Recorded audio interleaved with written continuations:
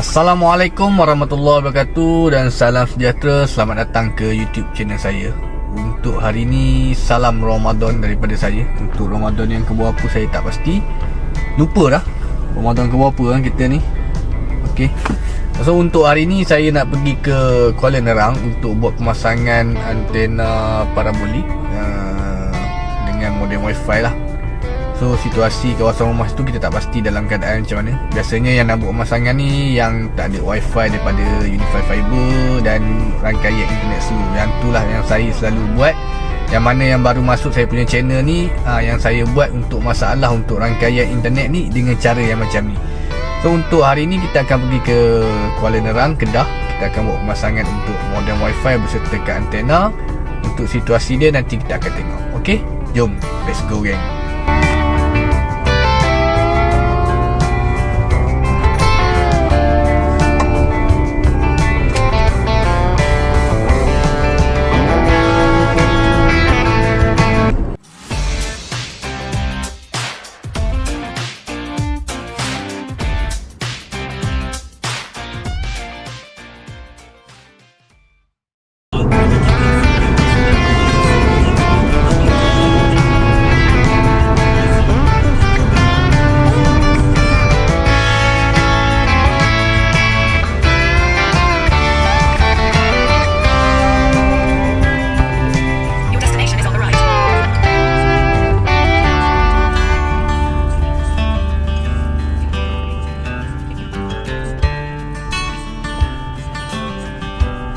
Alhamdulillah saya dah sampai dah ke kawasan yang saya nak buat pemasangan ni, rumah ni. So kawasan ni kalau diikutkan signal dia tak adalah seteruk macam kawasan-kawasan yang sebelum ni saya pergi.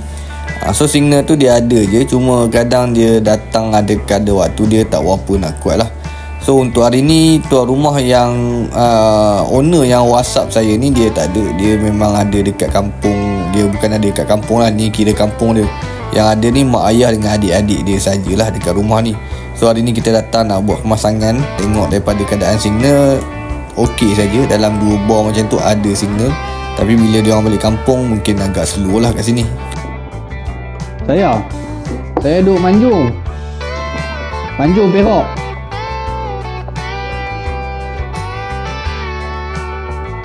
Main buat kerja hari ni.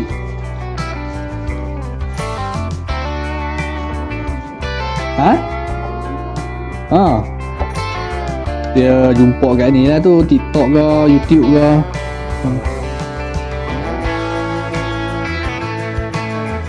Yalah. Orang Cina itu.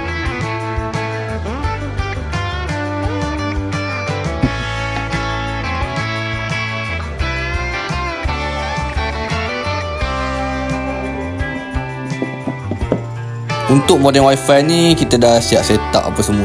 So kita nak buat pemasangan untuk antena parabolik dan nanti kita akan tengok telco apa yang okey. Untuk modem wifi tadi saya dah masukkan SIM card. So kita dah test satu persatu, tengok telco yang ada dekat sini semua boleh diguna pakai, tapi tak berapa nak stabil untuk kegunaan. So kita nak kena buat pemasangan untuk antena parabolik lah.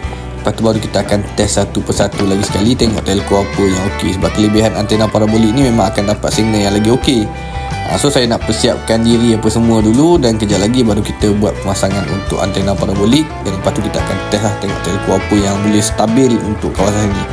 Okay, jom let's go gang.